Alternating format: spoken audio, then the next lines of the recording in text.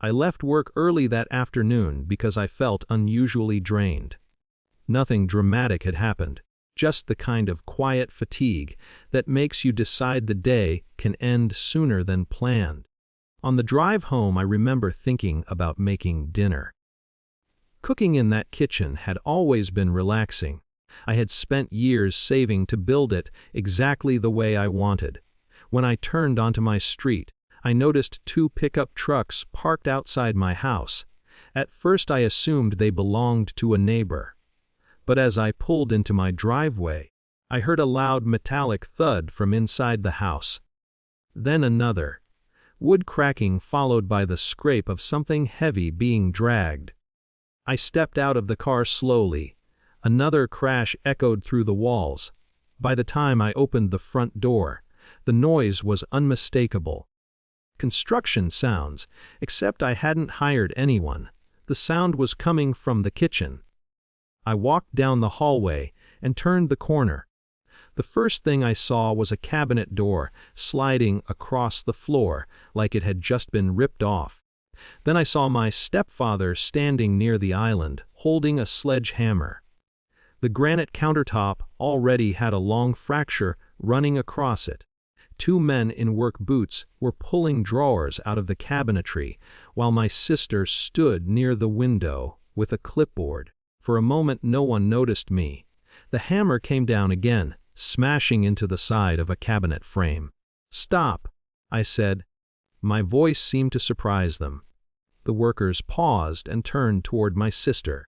My stepfather lowered the hammer and looked at me like I had walked into the wrong room. "Oh," he said casually. "You're home early." I looked around the kitchen. Broken wood covered the floor. One section of the upper cabinets hung crookedly from the wall. "What are you doing?" I asked. My sister answered first. "We're redoing the kitchen," she said. "It needed an update anyway. My crew had time this week." "You're demolishing my kitchen." "It's a remodel," she corrected. My stepfather leaned the sledgehammer against the island like this was a normal discussion. "You should be grateful," he said. "She's giving you a professional job cheap." A worker tugged at another cabinet frame. "Stop," I said again, louder. The room fell quiet. I stepped into the kitchen carefully, avoiding pieces of wood on the floor. "No one is removing anything else," I said. "This house isn't under renovation." My stepfather frowned, irritated. "You're making a big deal out of nothing," he said. The place looked outdated. I didn't ask for this. My sister shifted slightly but didn't meet my eyes. "We're already halfway through," she said. "Stopping now would make it worse." I looked at the cabinets scattered across the floor. They weren't just expensive, they were something I had planned and paid for piece by piece. "You're not touching another thing," I said. I stepped toward one of the workers. That's when my stepfather moved. He crossed the room quickly and got close enough that I could smell sawdust on his clothes. "You don't give orders here," he said. "This is my house." His fist hit my jaw before I finished the sentence. It wasn't dramatic, just one sudden punch that knocked me backward into the living room. I hit the carpet hard and stayed there for a moment, stunned. The room went silent.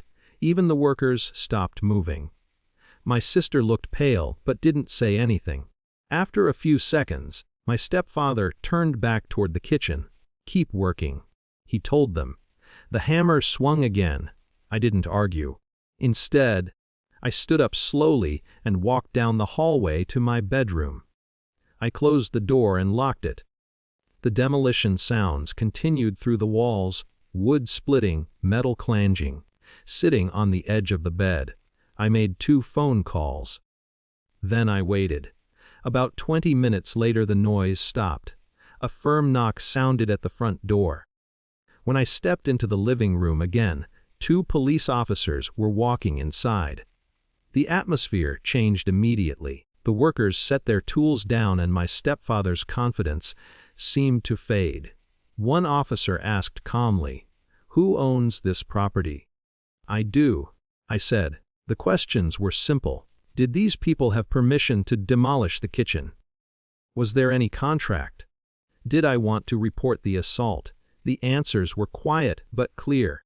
Within minutes, the officers instructed the crew to stop working and pack up their tools. My sister tried to explain it was meant to be a family project, but no paperwork existed. By the time they left, the house was silent again. The kitchen was still badly damaged, cabinets scattered across the floor. But as I stood there looking at the mess, one thing had changed. No one else was deciding what happened inside my house anymore.